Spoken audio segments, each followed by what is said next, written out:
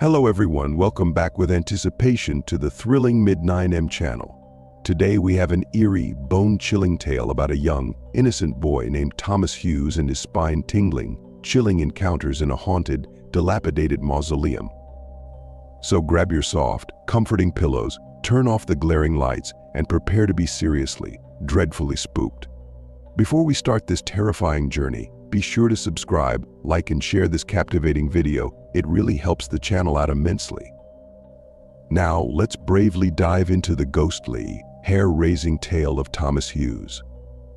Thomas Hughes was a boy of few words. Few people knew more than the obvious about Thomas's life. He was a lonely child, and he had never known his parents. The story goes that they were killed when he was still very young, and he was subsequently placed into the permanent care of his grandmother. His grandmother was not only his closest friend, but his only friend. So when she passed away, he concealed himself in a way the residents of his small town were previously unfamiliar with.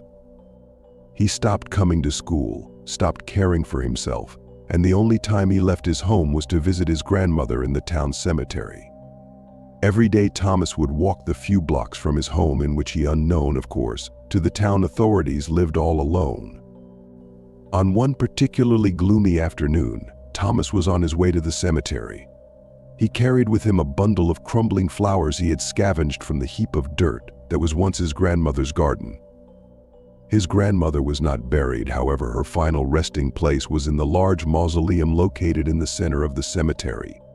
Thomas walked through the seemingly endless rows of tombstones and crypts until he at last reached the mausoleum. After entering, Thomas noticed something strange about the temperature inside. "It is rather cold in here today," he thought to himself. But this did not bother Thomas, as he was soon on his way once more to see his grandmother. He knelt down and placed his hand onto the cool stone upon which his grandmother's name was inscribed. Thomas was just beginning to put the flowers down when he heard a soft sob coming from the adjacent side of the mausoleum. He stood and slowly turned his attention towards the source. He saw, in the dim lighting, a woman no older than 30 standing, softly weeping into the veil of her extravagant gown. Thomas was at first unfazed. "How sad," he thought. "Maybe I can help her." He started toward the woman, but suddenly stopped. Thomas thought to himself that this woman seemed to be very behind the times. Her dress was noticeably old, and her hair was done in such a manner that she appeared to have been plucked straight from a story his grandmother would have told him about her glory days. Despite this, Thomas felt sad for the woman and decided he would approach her.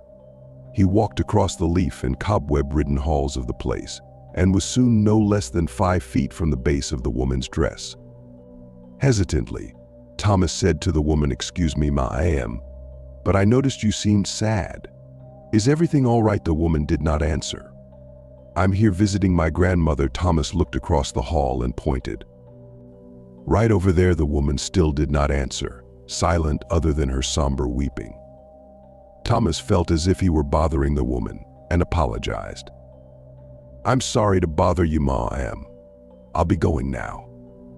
Thomas began to turn away from the woman, but realized he still held the dying flowers in his hand. "I've got some flowers, if you'd like them." Suddenly the woman turned to him, her cries stopping abruptly. Thomas was startled and dropped the flowers onto the ground. She looked at Thomas, her eyes piercing his. Suddenly Thomas felt himself becoming very, very upset. The sheer look of the woman's face made Thomas sorry for her. He grabbed the almost completely destroyed flowers off of the ground and looked back up at her. "Are those flowers for me?" the woman asked in an innocent manner. "Yes," Thomas replied. "I thought maybe they could help you feel less sad." The woman smiled at Thomas, and Thomas smiled back at her. She reached out and took the flowers from his hand. He noticed even through her lace gloves that her hands were clammy and cold. She smelled beautifully, as if she had doused herself in rose-scented perfume. Through watery eyes, the woman said to him, "Thank you, you're very kind." Thomas insisted that it was his pleasure. The woman asked Thomas his name, and he replied honestly. "Do you live around here?" Thomas asked. She smiled. and turning towards the wall of the tomb said, "Yes, I live very close." Thomas nodded and was beginning to feel uneasy. "What is your name?" he asked. She quickly replied, Ann Patterson. "But most people call me Annie." "Well, Annie," Thomas said, "I really must be going now." "Wait," she said. Thomas turned back to her. "What is it?" he asked. "Will you do something for me?" said the woman. Thomas didn't want to seem rude, so he told the woman he would do her a favor. She beamed with excitement. "I need you to bring me something. It's for my husband." "Sure," he said. "What is it?" "I need you to bring me a candlestick. My husband should be coming soon, and I need him to know where I am. This old place gets dark at night, you know." Slightly startled by the woman's bizarre request, he said, "Okay, I'll bring you a candlestick. But wouldn't you rather just use a flashlight? It'd be much easier." The woman was already turned around and did not respond to Thomas. Thomas decided he would head home. On the way back, he told himself he would get a candlestick for the woman from his house and bring it to her the next day when he visited his grandmother. The following day was no less rainy and gray than the previous. Thomas now had the candlestick in hand, along with more flowers for his grandmother. He walked up to the door of the mausoleum and noticed that this time it was even colder than the last. The wonderful smell of the woman was gone, and the entire place smelled of death and rotting flesh. The leaves on the ground were still, and there was no breeze, just the cold air and the repulsive stench lingering the halls. Thomas walked towards where the woman was standing the day before, but found the halls to be empty. "Annie," he called. There was no answer. Thomas set down the candlestick and started towards his grandmother's location. He placed the flowers down onto his grandmother's marker. Suddenly a click and a slam broke the silence of the place, and Thomas ran towards the door. It was locked. Thomas shook the door with all of his might, but it was to no prevail. He let go of the heavy handles and faced the blackness of the mausoleum. Thomas could not see more than 3 feet in front of him, as the open door provided the only light. He began to walk forward in the darkness, arms outstretched and eyes wide open, hoping to find something that could help him open the door. Thomas remembered that he had left the candlestick sitting on the floor near where the woman was standing, and he knew he could use that to help him find a way out. Thomas walked. He did not know where he was going and knew nothing of what could be lurking in the darkness. Suddenly, Thomas felt a sweep of air blow past him. It pushed the burning stench of death even closer to his nostrils. A hand touched Thomas on the shoulder. Thomas jumped and turned to face the direction of the hand. He saw nothing but darkness. He was very frightened now. Thomas had the nagging sensation that someone or something was watching him through the shadows. He began to run and eventually found himself where he had placed the candlestick on the ground. He ran his fingers along the dirty marble floor where he was sure he had placed it, but found nothing. Thomas backed himself into the corner of the hallway and found himself leaning against the ending wall, facing what he knew to be a long hallway lined with graves. Thomas was absolutely terrified. Never in his life had he felt so helpless and alone. He squinted towards the end of the hall. Out of nowhere there was a light, barely distinguishable.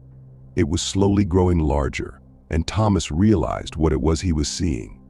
It must be the candlestick, he thought. It appeared to be floating at chest level, moving at such a slow pace it made Thomas incredibly uneasy. He was sure now that this was the candlestick. Who could be holding it? He thought to himself. The candle was now within 20 yards of him. Before he could react, there was a scratching noise to his right. It was coming from inside one of the tombs. Within seconds, the entire mausoleum was filled with intense scratching, as if the dead were so desperate for life they would have clawed themselves out of the thick stone walls. The candle was now only 10 yards away. Thomas covered his ears and closed his eyes as tight as he could. He waited for what seemed like hours, and the scratching finally stopped. Thomas slowly uncovered his face and looked into the darkness once more. The lit candlestick was sitting on the floor directly in front of him. He reached out and grabbed it. Thomas stood up, and illuminated by the light of the candle was Annie's face, staring at him, unblinking, with a horrible smile. Only this time, it was not the same Annie. This Annie's face was rotting. Her eyes were only hollow sockets, bloodied and ghastly. Her teeth were falling out, and her hair was black and stringy. Thomas stared back into what used to be her piercing eyes and whispered out of pure terror, "Annie." At this, she let out a blood-curdling shriek that sent chills through Thomas's body. He dropped the candlestick and ran as fast as he could towards where he thought the door was. He slammed into the cold metal frame and burst into the brisk night air. He began to sprint through the cemetery, finally reaching the large cast-iron gates at the end of the path. Thomas flung them open and turned around quickly to slam them shut behind him. He did so, and grabbed a stick to shove through the handles. He stood there for a moment, pure shock and dread still filling his veins. He heard Annie's terrible wail from inside the mausoleum in the distance. No, it was growing closer. Thomas saw a figure at the end of the path, moving alarmingly fast. It was Annie. She was flying towards him, still wailing. Her feet did not touch the ground, and her gown rippled behind her as she hurtled towards the exit. Thomas jumped back, and when he looked back up, she was no longer at the gate. He stood, and when he turned around to continue on his way home, he was once more facing the empty sockets of the weeping phantom. To this day, there is only speculation as to what really happened to Thomas Hughes that night. The police found Thomas's lifeless body the next day inside of the mausoleum, leaning against the gravestone of Ann Patterson. Next to hers was the grave of her husband. Thomas's lifeless eyes were wide, staring blankly into the halls of the tombs. His mouth was agape, in a twisted look of terror and death. In one hand, he clutched onto the bouquet of flowers he gave to Annie, and in the other was the candlestick. Legend has it that anyone who enters the mausoleum after dark will face the same horrible fate as Thomas Hughes.